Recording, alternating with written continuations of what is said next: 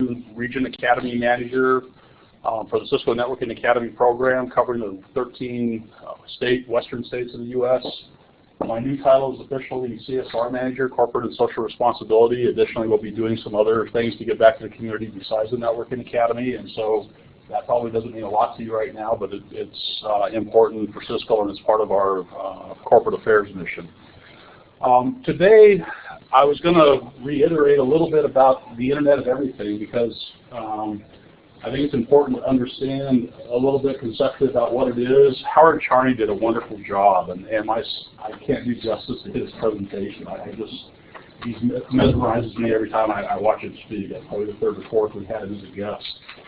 But it's important to understand that IOE is going to be creating future job opportunities that don't even exist today. And so that's kind of the lead into a talk that I want to have, a discussion. And then I want to talk about the Cisco Networking Academy program, just a couple of the program elements for those of you that aren't familiar with it, because the Cisco Networking Academy is going to provide the skills to those students who want to get ICT jobs. And then we want to just talk real quickly about the importance of certification, salary levels, and then some programs that we have now that connect Cisco academies to Cisco partners for job opportunities, internships, job shadowing, however the partner wants to participate. And I've got two important Cisco partners here today from SigmaNet and also from NexusIS. And I want to try to stop talking by about the top of the hour or 5 after. And I've got a lot of slides. I always carry too many, so I'll move quickly through them. And with that said, can I see a show of hands for those that are interested in the program but currently don't have academies at their schools? Okay, so we have Mendocino again. Welcome.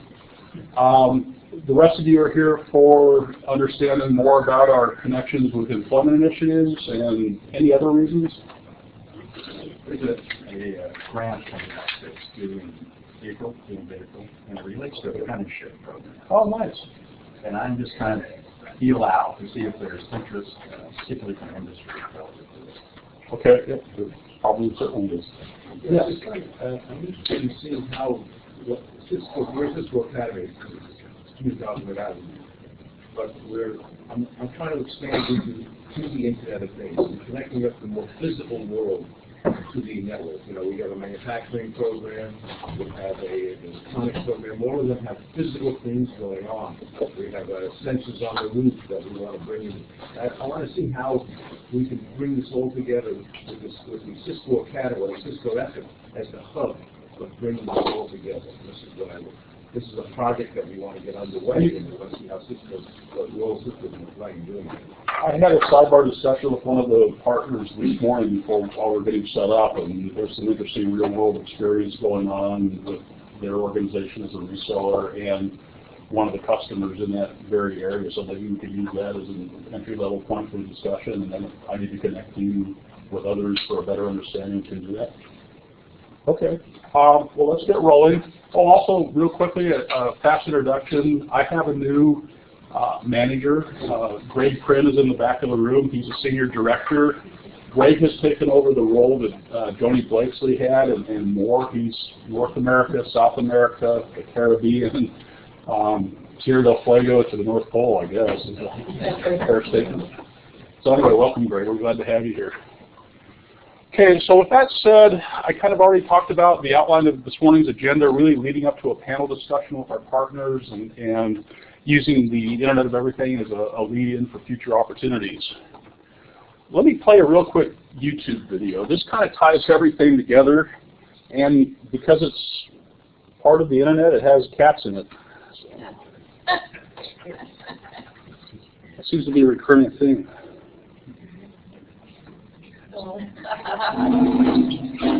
This is the cat that drank the milk. Then the dog that jumped on the one who brewed the coffee. It woke the man who was late for work. All right, I gotta go. And drove the car and found the parking spot. Find parking space. That alerted the door that opened the control room. That secured the data that directed the turbines, powered the sprinklers that watered the grass, that fed the cow, that made the milk, that went to the store and reminded the man to buy the milk. It was poured by the girl who belonged to the cat that drank the milk. The Internet of Everything is changing everything. Cisco, tomorrow starts here. Kind of amazing the direction we're headed in. X, I would like to get back to. I'll just go back to the PowerPoint. Right here? Yeah. Okay. Full screen. Okay.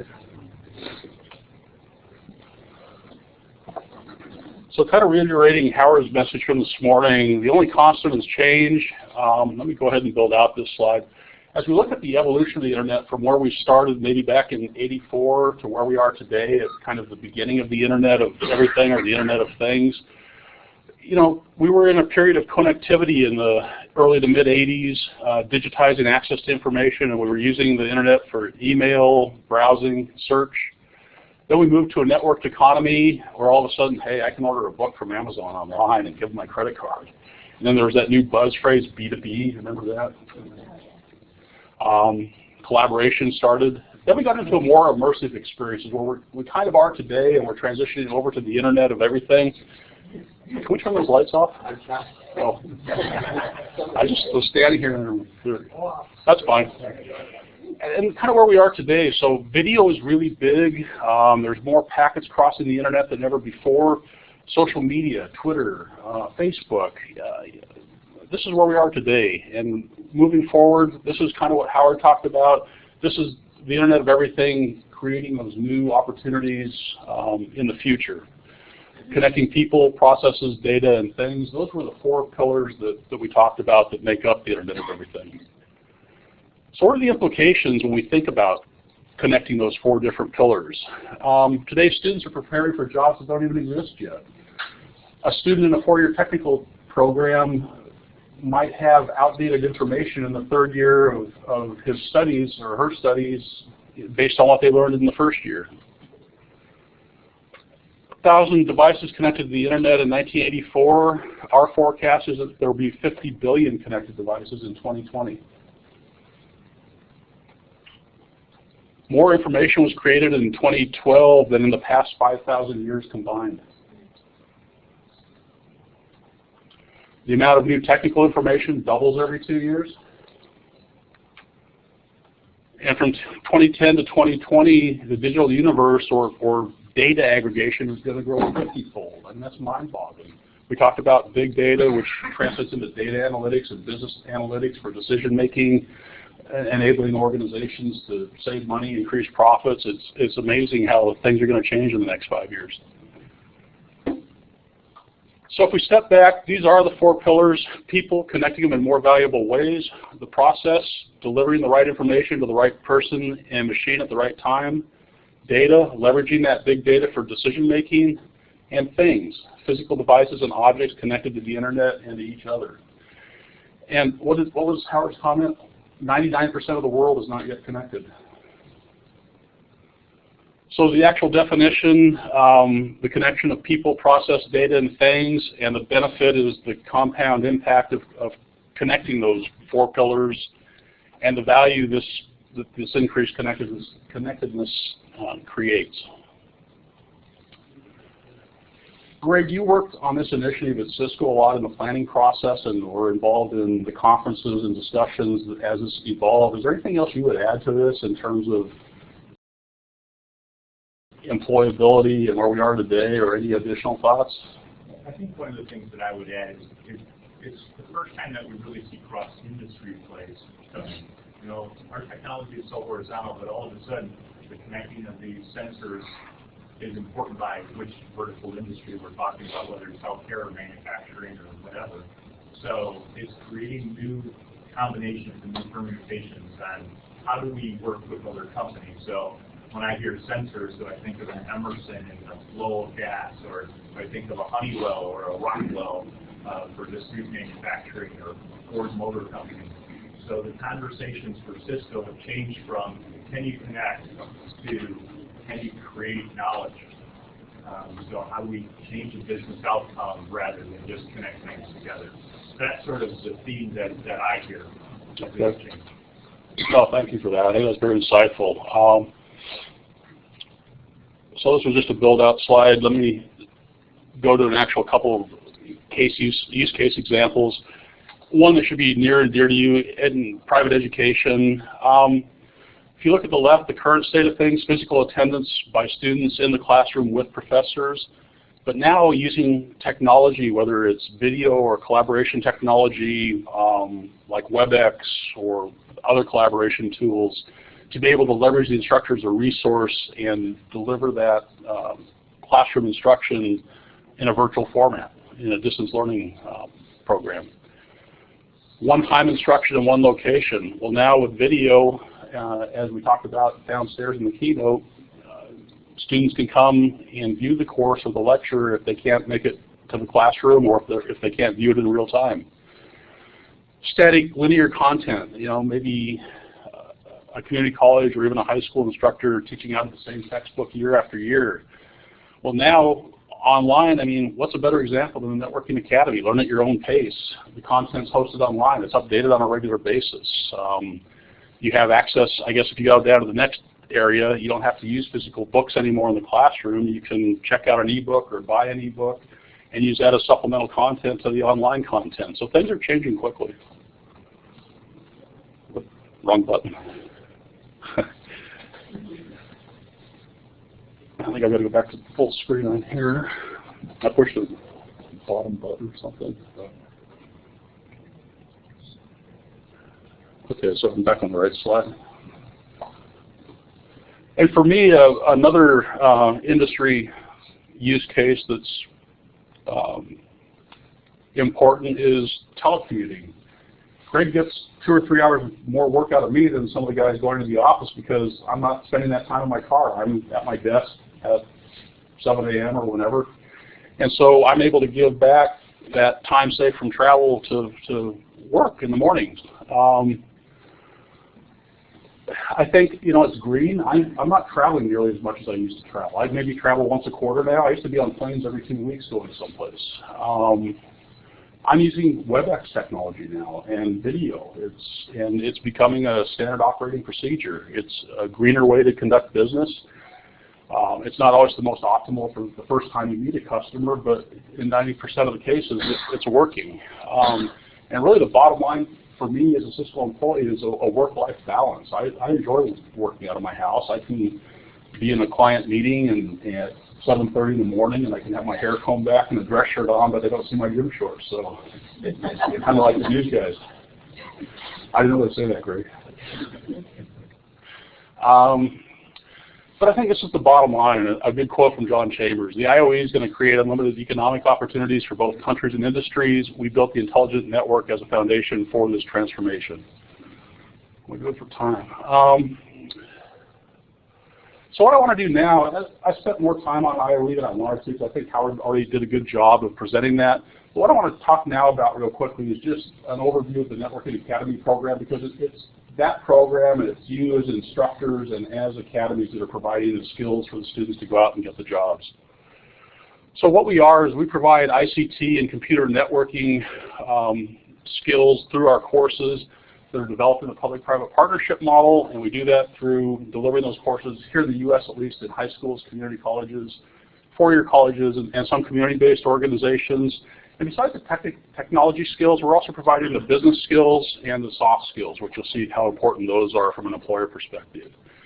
I think the most important point on this slide is the bottom right quadrant. We follow a multiple pathways model. We're preparing students for really 3 different outcomes. They can prepare to take an industry exam, certification exam if they want.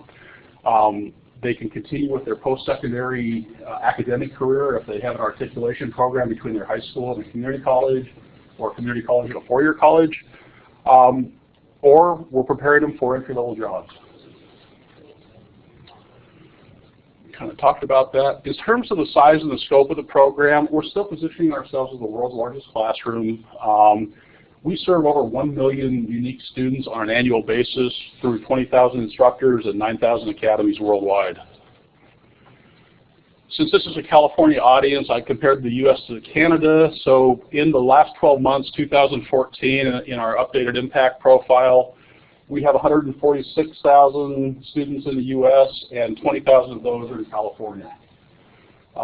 Active female, we always pay attention to metrics. We're always working on programs or at least providing the tools or toolkits to help you guys get more women to experience IT or try to get them into your classroom. U.S. is 14%, California is 13%, so we're okay. Globally, though, we're at about 20%, so we've still got our work cut out for us. In terms of job projections with the Department of Labor, if we look through the 2022 period, computer networking is a great place to be. They're projecting 11% growth across all occupations, 18% across all computer occupations. But when you drop down to California and some of the computer networking job roles, we're in the strong double digits. And so 15% growth in California employment and 24% in California computer occupations. I won't go through all the details of the public-private partnership. You guys are all academies except for one in here, and basically we donate the curriculum. We host it online, and in the public-private partnership model, you guys provide the classrooms, the instructors, and the students, and a connection to the internet. So in terms of elements within our program that we like to highlight and make sure people know about, assessments are probably the most important. We have summative and formative assessments, and those online assessments are providing immediate feedback in real time to students about their performance. We're using gaming in conjunction with our case studies in the entrepreneurial course so that students can practice the skills that they've used in the case studies and be in a gaming environment like opening an internet cafe. Do I buy my equipment? Do I lease my equipment? And making some of those decisions, but doing it in a gaming environment, competing against other students, and actually having a leaderboard to see their progress. Most of you are familiar with our curriculum. I'm not going to spend a lot of time on this slide. It's an eye chart. Are there any questions about our current curriculum, core curriculum? Okay. Everybody knows about IT. I guess the one thing I would share is I sat in Alan Rowland's session yesterday. IT Essentials or the A+ exam is being overhauled in the third quarter, so you can start to expect seeing information from us about a change in the curriculum, I would guess, over the next 3 to 6 months. Do you know when the CCMP material is going to be available, since the cert's already changed? It's between January and April, and there's some bridging plans for instructors who might already have courses scheduled early in the year. Like in 2 weeks? Yeah, if we need to talk, let's get a hold of Echo and I'll put you in touch with her. Okay, thank you. Yeah, but yes, that's in place.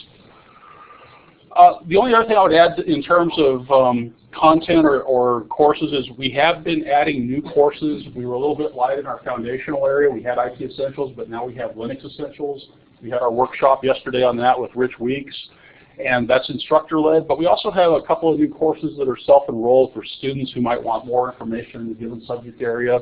And some of these have the flexibility of also being instructor-led, but they've just been rolling out over about the past 8 to 12 months. A lot of you have already seen this information before. One example, since we've been talking about IOE, is the new IOE course. I had to dog food that as a Cisco employee. I had to take it. It took me over 4 weeks. It's about 20 hours of content. Final exam, really meaningful in there. What I've taken away, though, from some of the conferences I've been to is instructors are snagging the videos that are embedded in this course to use in marketing their programs. So there's some pretty cool content embedded within the course.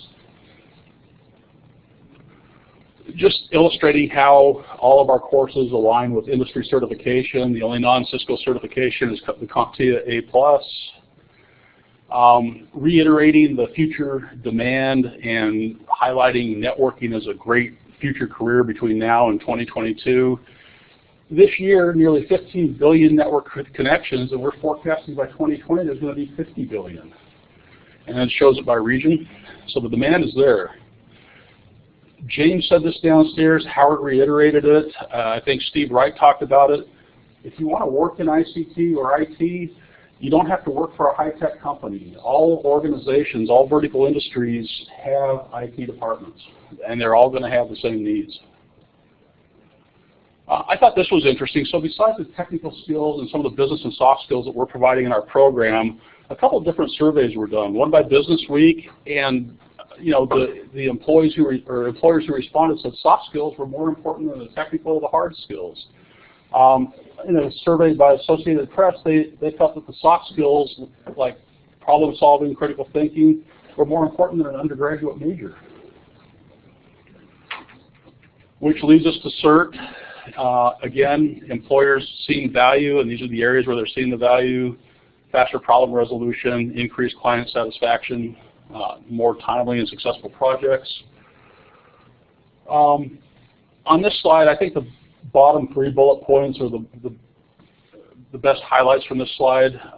The job market's growing. Hiring managers want certification. It's going to differentiate you from your peers in the workplace. And certification, Cisco certification, can lead to as much as a 9% salary increase.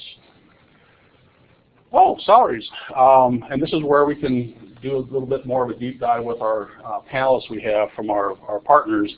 But I presented the same information at the Cal Poly Pomona Summer Conference this last June, and I was getting feedback from some of the panelists that these salaries were low. We had an employer that hired a 25-year-old kid. He had a CCIE, so granted he's a hard worker, he's a smart kid. He's making $140,000 a year, 25 years old, one of only 60 CCIE data centers. Yeah, we hired him straight out of the academy. Literally, he had an A+ cert, and within 3 years, he got to that level. So, but anyway, I'll share these slides. I won't go through the details, but you can see at the different levels. So I'm right on track. This is good.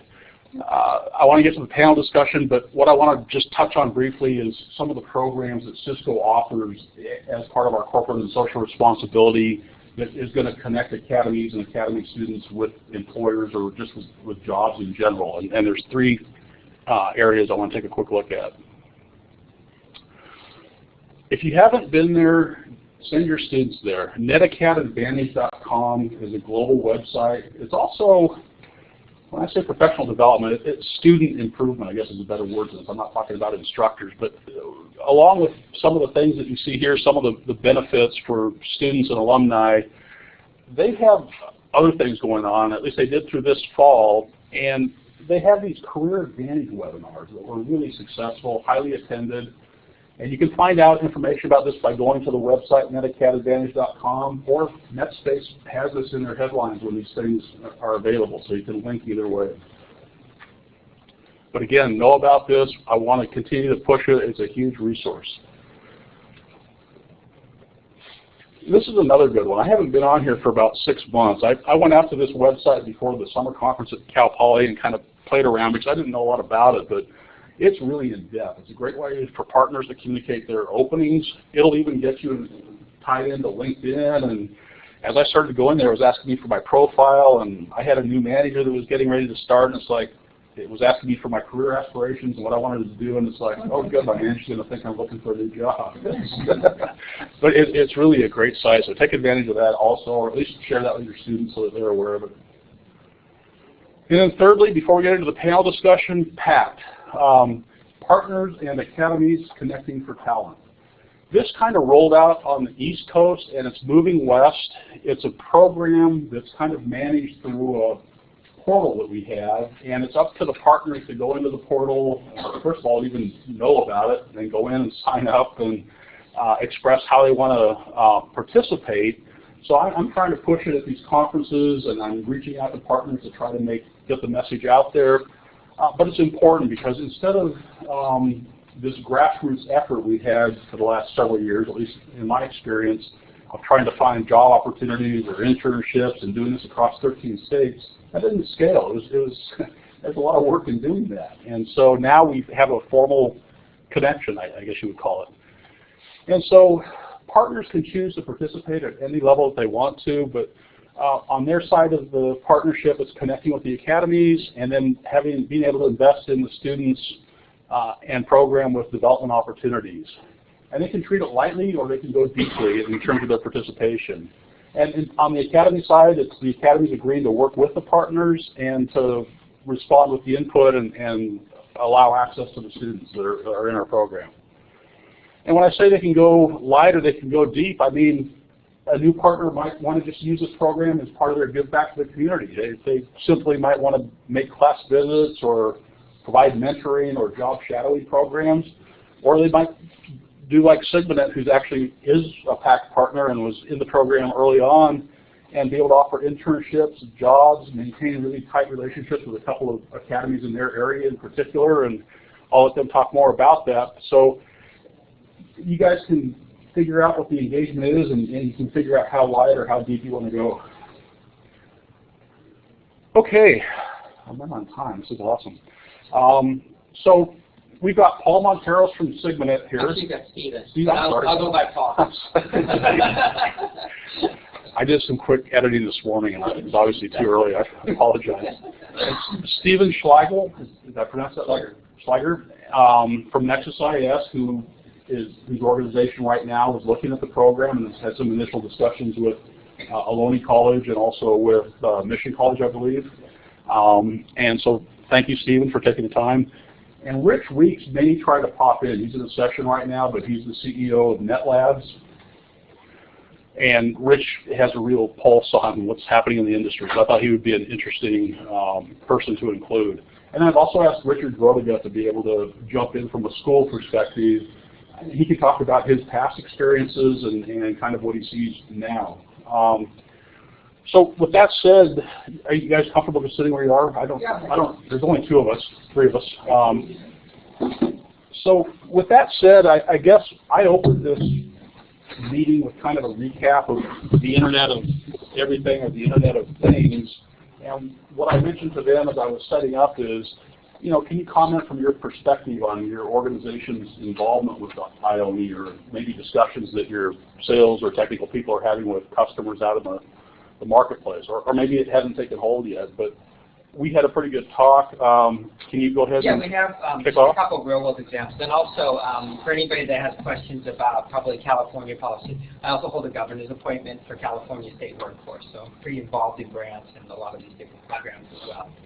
So here's an example. So we looked at this whole Internet of Things for probably the last couple of years. We couldn't find anybody that actually implemented it, probably because it requires a lot of different disciplines that you put together. So one of the projects I have running right now, in Southern California, we have, in what they call the Inland Empire, we have a 15-mile trail, which was the old rail trail, connects 5 different cities. The mid-city on this is a city called Rancho Cucamonga. They own 7 miles of it. They think that they can develop it, they think they can get funding, they think it has a lot of really good uses, but they can't collect any data on it other than put people out there. So what we ended up doing was working with them and creating the idea that let's develop sensors along the trail. We can see if kids are using it, we can see if horses are using it, we can see if bikes are using it. We can actually start collecting trends and provide it to the sheriff's department and do all of these things around public safety and exercise. So it took us about 8 months to put together Cisco, Bosch Germany, as well as other partners in order to make this thing work. So we're actually running a pilot right now on this. It brought together a lot of different disciplines. The jobs it required were actually quite a bit of electrical, which we didn't plan on, also the technology components. But this is a real-world example of where this thing is going with us. No, I was blown away when you mentioned that to me this morning. You guys are implementing what we're talking about right now.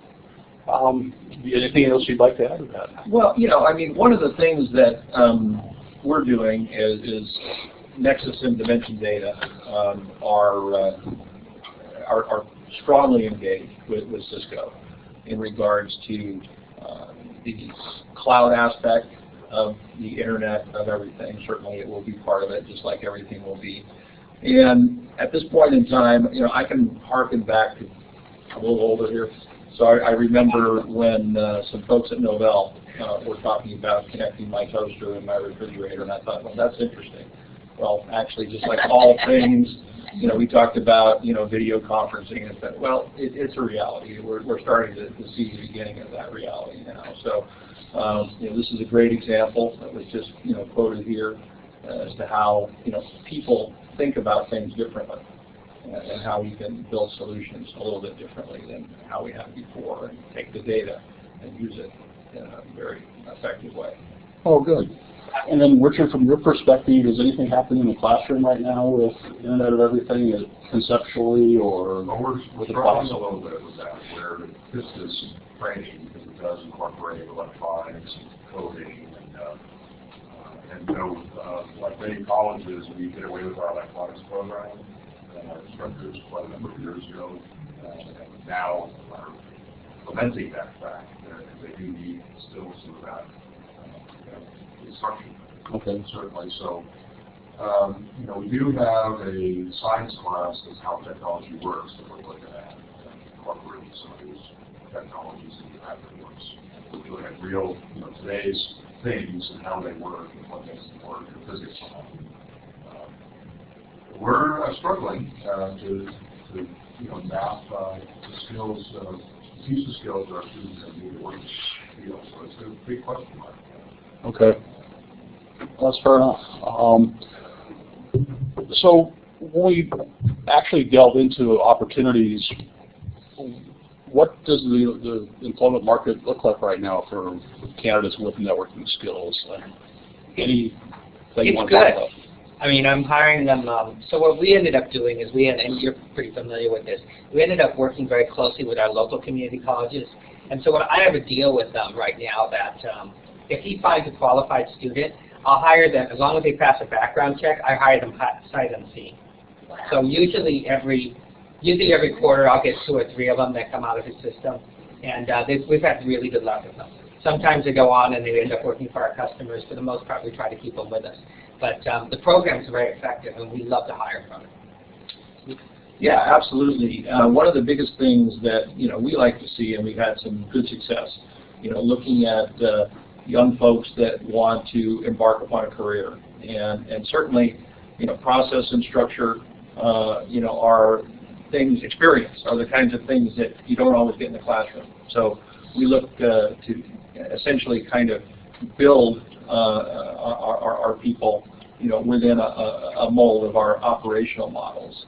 So for all intents and purposes, we really like that, that mix of having new young talent and then, of course, you know, seasoned talent to mentor that talent to get them through, you know, that bridging process of real-world experiences and how to interact in those kinds of circumstances by being there with other professionals that have been there and done that, right? You know, there's no substitute for that. However, you know, the energy and the kinds of you know, different aspects of having young people push other engineers is also, it's a great dynamic.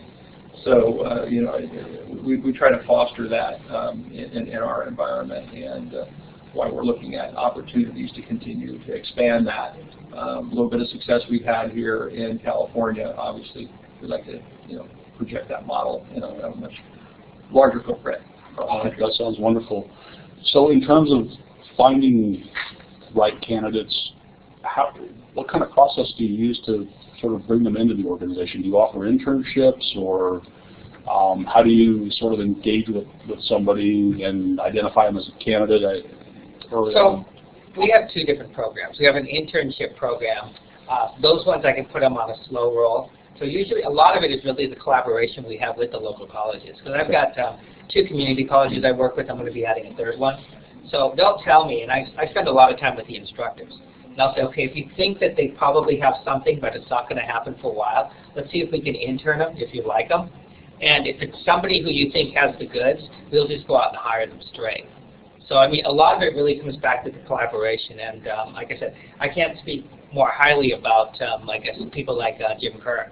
I was going to say, can you maybe do a couple things? Can you expand on your relationship with Chaffee College? Because that it was I mean, I was going to say overwhelming, but it was just amazing with what you're doing with them and the number of candidates you're pulling out of that particular school, and anything else maybe you're doing in his classrooms or for the academy program in conjunction with that? Yes, so what we ended up doing with Jim, and I met Jim a few years ago. Actually, we were looking to hire, because we were looking at developing a better internship program, and we're familiar, we've been working with the academies for a long time. So I reached out to Jim, we sat down and we talked about how we wanted to develop this, and then he started bringing me candidates. So as we get candidates in, I provide feedback to Jim too and say, hey, this is good, this is good, this is good. and he's kind of dialed in exactly what we're looking for. And he'll call me and say, hey, there's an intern candidate, here's a possible employee entry-level candidate, and then that's kind of how we've developed this. Now, the model keeps changing, because as we're doing this whole Internet of Things, we're finding the skill sets are slightly different. Actually, some construction, it's kind of what you alluded to. Some of the old electronic skill sets are coming back. So when I talk with Jim, I'll talk to him about, hey, you know what, are you guys looking at things like Raspberry Pi and some of these other developmental tools? Because these are the skill sets we're going to need. So, I mean, it's a two-way street. We have to provide information back. He provides feedback to us. And if both people are vested, it usually works out really, really well. But it has to be both people are vested. Okay. And then do you want to talk about what Nexus does in terms of the... Well, certainly what we've done is and I have a great young gentleman on my team right now that just came out of the academy. Oh. And it's something that we're doing that's a little bit new for us, but again, you know, continuing on the theme that I was just talking about, you know, giving people, you know, the real world opportunity. So we take these candidates, we actually put them in a post-implementation role. Okay. Even though some of them actually are actually a little bit more aligned towards pre-sales or sales. But if you're selling the product, it's always a good idea to understand exactly what it takes to implement it. So we try to give them that kind of background and foundation. And I think this is going to be successful for us. I've had some great success using 2 or 3 gentlemen last year from the academy to help us augment projects, and I think they're going to be, you know, it really accelerates their, you know, their understanding of what they're doing. Well, and conversely, you're giving them experience to put on their resume, which is a great thing. Absolutely. Also, how about the importance of certification in candidates or otherwise? How does certification impact your decision making, or how important is it to your organizations? Well, I'll go ahead and take that one first. You know, I mean, certainly when you're looking at resumes, and there's no doubt that you're going to looking at a lot of people to find, you know, the correct candidate for your requirement, and you're going to look at those people that are certified quite, you know, differently, and so for all intents and purposes, it's going to get you noticed. I mean, there's no doubt about it. I mean, you mentioned 9%. And I'll tell you that in the Bay Area here, competitive-wise, we're actually spending a little bit more for candidates than what you had posted up there. So I can kind of validate what you said earlier. You know, we kind of looked at, you know, what it takes, and you know, this happens to be a very competitive environment, and so certifications are a key factor in the search process. Minimum entry-level requirements. The Cisco program is a minimum requirement because it tells us you have enough discipline to finish something. Because the way we look at it, we're going to be investing a lot in you, especially if you're new. We want you to be with us for a really long time. So if you have the discipline to do this, this is your basic requirement to start with. One follow-on that I'll mention is that one of the things we do is we'll take that candidate, you know, with their CCNA. Okay. And again, speaking to the discipline aspect here, once we see that candidate with that CCNA and they know they're making that commitment, then we step in and help them with the next steps in their career. Okay, that's nice. That's great. Steve, you had a question? Yeah, I'm just wondering why you don't give more attention to the fact that your certifications are ANSI approved, ANSI accredited, American National Standards Institute. I mean, I would play that up, and I hear it so seldom mentioned that obviously not all certifications are. You are. That's the first time I've heard that feedback. Yeah. Okay. I can give you. You pay money to get there, and it's of real value in my mind because it has a continuing education requirement associated with it. Okay. And yet I don't hear certification vendors pitching that, as I think they should. Also, to me, it demonstrates a desire for lifelong learning. And I tell my students, don't waste your time getting into this career pathway unless you're a lifelong student, because the value of what you're learning disappears so quickly. It becomes non-relevant. Yeah, but I would really recommend pitching that ANSI. It satisfies the 8570.1 requirement associated with DoD, It is to me a major tool that I don't hear any of you pitching. No, no taken. I'll circle back with you on that. I received my 5-minute warning, which means I probably have 4 minutes left, and I wanted to save this last part of the discussion for questions from the audience or any closing remarks from our panelists. Are there additional questions? I have a question for this, Stephen. On your project with the road, did you have any obstacles or any people not buying into what you're doing? The biggest challenge I had was, actually, I didn't have any problems with the government. The city council and everybody was bought in on it. The biggest problem I had technically was actually, everybody talks about this, nobody actually does anything. I literally had to go to Germany to find my sensors. Because in Europe, this is really big, and it's already fairly well developed. Nobody's doing it here. So I literally had to locate, I had to go through all of these different connections to find Bosch, and I found out these things actually exist. Anything else?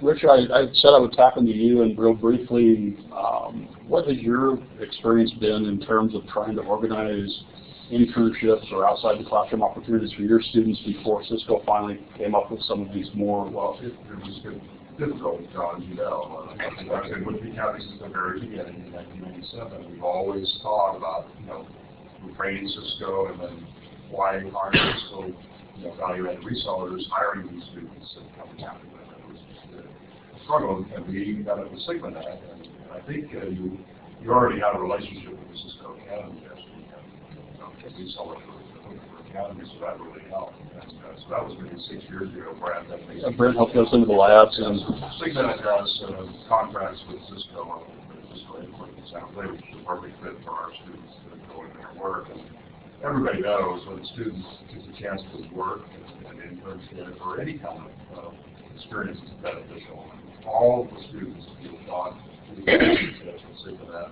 have gone on to other jobs. Still in touch, and come back and serve our advisory committee. It's been great. And then we hope to do something with SSIS, if they're right, wasn't right there close by for us as well. And you guys are and I think you benefit by going to the faculty. We're not going to send you any old candidates. You have a number of students. You might have 100 students here. We're not going to send you all 100 of them. We're going to take the best one. You get the cream of the crop. Closing remarks from you guys? Any thoughts?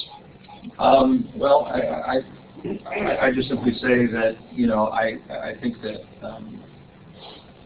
is a great opportunity, and touching on the fact of lifelong learning, yeah, it really is. The technology is moving so fast.